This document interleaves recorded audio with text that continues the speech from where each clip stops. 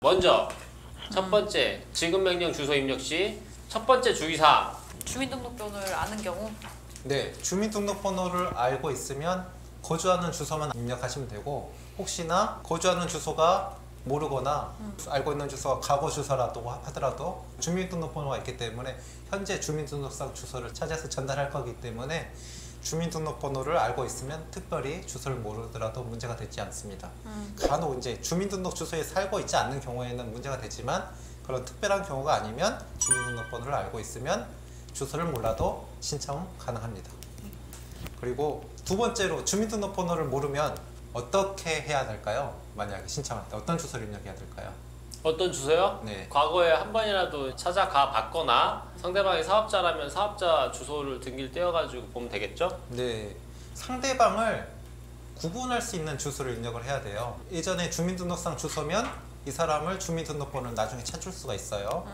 그리고 사업자 주소면 예를 들어서 매매대금이나 용역비 그런 거래 같은 경우 하면 세금계산서 발행하는데 사업자 주소만 알고 있어요. 주민등록번호는 모르겠죠. 사업자 등록증만 알고 있었고, 그런 경우에는 사업자 주소를 입력하시면 되고, 굉장히 많이 신청했는데 몇 건이 있는데 주민등록번호도 모르고 집주소도 모르고 사업자도 아니에요. 근데 회사 주소를 입력하신 분들이 있어요.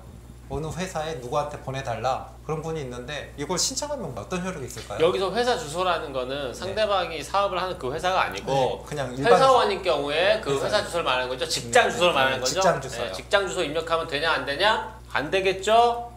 신청은 가능합니다. 근데 신청은 가능한데 그 직장에 그 회사에 동일 이름의 사람이 몇 명이 있을 수 있잖아요. 없다고 하더라도 국가에서 찾아주지는 않아요. 그래서 구분을 찾을 수 없기 때문에 그런 경우에는 지급명령 신청하면 독촉장, 내용 증명으로밖에 효과가 없고, 나중에 지급명령이 확정돼도 강제로 돈을 받을 수가 없어요.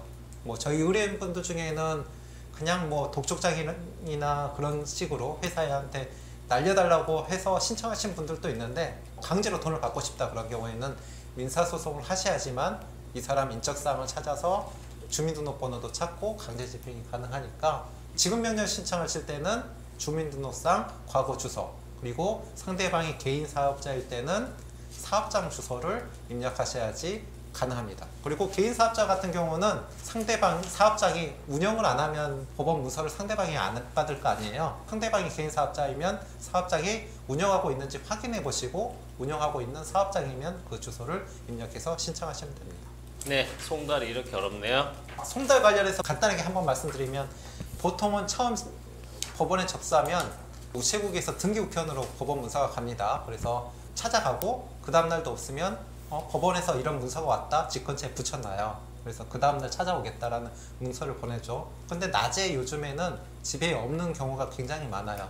그러면 저희는 특별 송달이라고 해가지고 송달관을 보내서 낮에 밤에 휴일에도 대부분 송달될 수 있도록 제가 특별 송달까지 하니까 그 주소에. 근데 빚지고 살고 네. 저기 신용불량자거나 도망다니는 사람들, 사업 많이 하는 사람들은 네. 특별히 법원 등기는 안 받는 거 아시죠? 네, 그래서 도망다니잖아요. 네, 그런 사람들이 있으면 간혹 송달되면 도망가는 사람들도 있어요. 그래서 송달관 같은 경우는 주변에 이제 탐문해서 그런 거 메모도 하긴 하거든요. 특별 송달하면 송달이 안 되면 사유 같은 거 써놔요. 주변에 탐문했는데 이 사람이 안 들어온 지 한 달 됐거나, 아니면 우편물이 계속 쌓여 있었거나, 거주하고 있는지를 한번 써주는 경우도 많이 있거든요. 이런 경우는 안 되나요? 이 사람이 이거 네. 과거 특정 주소지나 자기 거소 지역에는 절대로 일반적인 송달이 안 돼요. 근데 이 사람이 언제 어느 때 회의에 참석하는 건 알아요. 거기에 딱 가야만 이 사람을 마주칠 수 있어요. 그런 경우에는 지급명령으로는 어렵고 어렵죠. 민사소송을 하시는 게 좋습니다. 주소를 모를 때는, 주민등록번호를 모를 때는 상대방 주민등록상 과거 주소를 입력하시면 되고요.